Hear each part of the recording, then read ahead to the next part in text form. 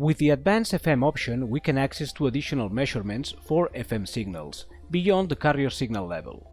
We can see this at the Measurements mode. If we maximize this window, you can get the signal level as well for the left, right, left plus right, left minus right subcarriers and for the demodulated MPX, as well as the deviation for the left, right, left plus right, left minus right and MPX carriers and for the RTS and stereo pilots. If you want to see all these carriers in the spectrum analyzer, we have created a special tool for that, which is called the FM MPX spectrum. Here, what you'll see is the whole spectrum of the MPX containing some of these different subcarriers.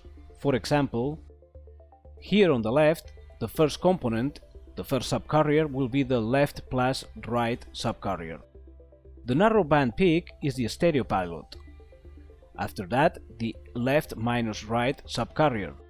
Finally, these two peaks here together are the RDS subcarrier. The whole MPX takes up to 75 to 80 something kilohertz, depending whether other additional carriers are present or not.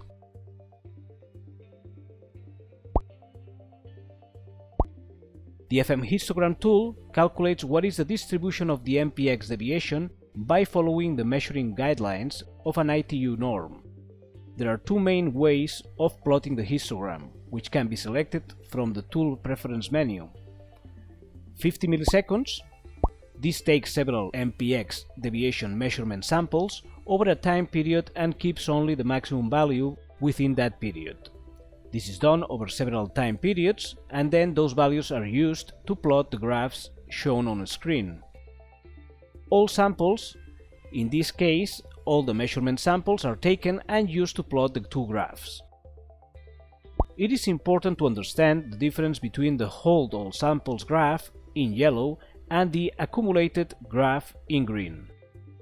The hold all samples graph tells us the percentage of samples with an MPX deviation equal to the selected value, while the accumulated graph tells us the percentage of samples with an MPX deviation value higher than the selected threshold. To choose a specific MPX deviation value or threshold, we must press directly on the screen. For example, let's say that we don't want our FM carrier to have an FM deviation higher than 75 kHz, because that's a very common threshold to use in FM. We can select the threshold by directly pressing with our finger over the corresponding deviation value over the graph.